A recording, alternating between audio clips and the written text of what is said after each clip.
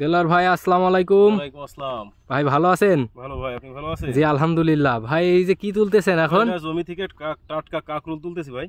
কাকরোল তাই তো? জি ভাই। এই যে ডালাই নিচ্ছেন, কত চমৎকার দেখাচ্ছে দর্শক। একদম টাটকা কাকরোল।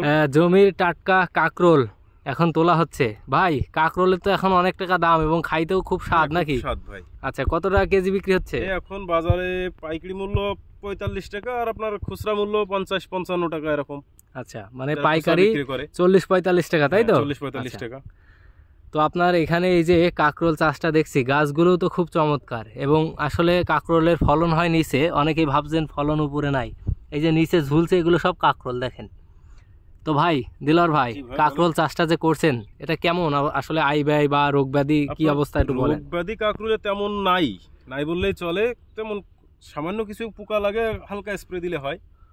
আর কাকরোলটা বর্ষাকালীন সবজি, এটা আপনার বর্ষাকালেই হয়। আর আপনার এই সবজিতে ব্যয় তেমন বেশি না, সামান বান করে তুলে বান আপনার কিছু এটে লাগালে গাছ অটোমেটিক হয়। হওয়ার পরে বানে উঠাই দিলে ওই যখন গাছে ফুল আসে তখন ফুলটা পরাগণ করতে হয়। আপনার মেয়ে ফুলগুলো পরাগণ করে দিলে ফলের শেপটা ভালো হয়, এটাই। তাছাড়া তেমন কিছু না, এটাই কাজ। আর ফল ওঠানোর সময় ওঠানো, এটাই। এটা করে বাজারজাত করতে হয় টাটকা সবজি, এক কথায় টাটকা সবজি। দেখেন আপনি বুঝতেই তো পারতেছেন, জমি থেকে যখন তুলি সবজিগুলো এরকম টাটকা থাকে, একদম টাটকা। হয়তো বাজারে যেতে আপনাদের হাত পর্যন্ত পৌঁছাতে একটু ডিসকালার হতে পারে, কিন্তু আমরা যখন তুলি বা আমরা যখন দিই আমরা চেষ্টা করি সবসময় আপনাদের হাতে টাটকা মানে নির্ভেজাল ফসলটা পৌঁছানোর জন্য। আচ্ছা, দেখলেই তো প্রাণ জুড়িয়ে যাচ্ছে, একদম টাটকা। হ্যাঁ দেখেন, নিজে দেখেন কাকরোল দেখেন দর্শক, কত চমৎকার, একদম টাটকা কাকরোল।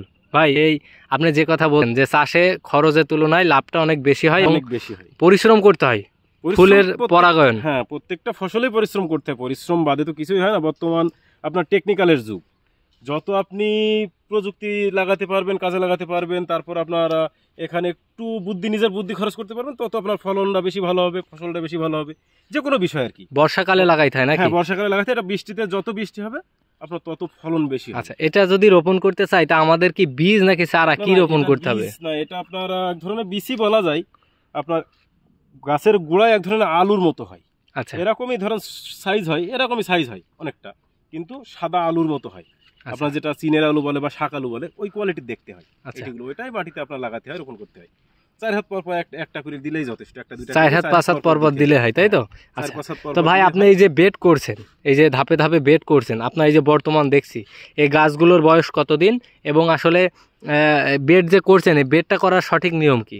এই গাছগুলোর বয়স আপনার প্রায় 60-65 দিন মতো। 60-65 দিন এই গাছের বয়স, তাই তো? 65 দিন মতো আচ্ছা, আপনার বয়স হয়েছে। আর তাতে দেখেন আপনি ফলও তো অনেক প্রচুর মানে শিখেছে, অনেক প্রচুর ফল। এই যে নিচে দেখছি আসলে প্রচুর ফল দেখেন দর্শক, প্রত্যেক জায়গায় কিন্তু ফল। এই দেখেন আমার ডানে বামে সব জায়গায় কিন্তু প্রচুর পরিমাণ ফল দেখেন। ভাই কাকরোলটা আসলে আপনারা যে বিক্রি করেন বাজারে তো চাহিদাও ভালো থাকে এবং আসলে বর্তমান যে বাজার, সবজির বাজার এমনিতেই তো দাম বেশি, তা কাকরোলটা আসলে আপনারা চাষের সাথে আগামী দিনে কৃষকদের উদ্দেশ্যে আপনাদের মানে কি বক্তব্য থাকবে? আপনার চাষের সাথে বর্ষাকালে তো তেমন কোনো চাষ হয় না, বা অতি টেম্পারেচারেও অনেক কোনো চাষ হতে চায় না। তবে কাকরোল চাষটা আপনার বর্ষা সিজনেরই চাষ। এটা বর্ষায় খুবই ভালো হয়, বর্ষার সময় এই চাষটা খুবই ভালো হয়। এবং অন্য অন্য চাষ যেখানে হয় না সেখানে কিন্তু কাকরোল চাষটা হয়।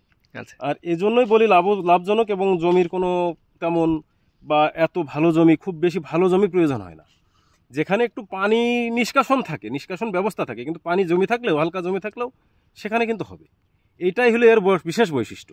আচ্ছা, সব মিলিয়ে বলা যায় যে উঁচু নিচু সব ধরনের জমিতেই এই কাকরোল হয় এবং কাকরোল চাষটা লাভজনক যদি একটু পরিশ্রম করা হয়, একটু খেয়াল করে সঠিকভাবে করা হয়, সময় পরাগায়নটা করতে পারলে আপনার ফল নিশ্চিত হবে, তাই তো? আচ্ছা আচ্ছা, ধন্যবাদ দেলার ভাই। আপনাদের মতন চাষিদের কারণে আমরা এই ধরনের টাটকা সবজি খেয়ে থাকি এবং পেয়ে থাকি। তো আপনাদের আগামী দিনে এই ধরনের সবজি চাষে যেন আপনারা আরও আগ্রহী হন, বেশি লাভজনক হতে পারেন, এটা আমাদের কামনা।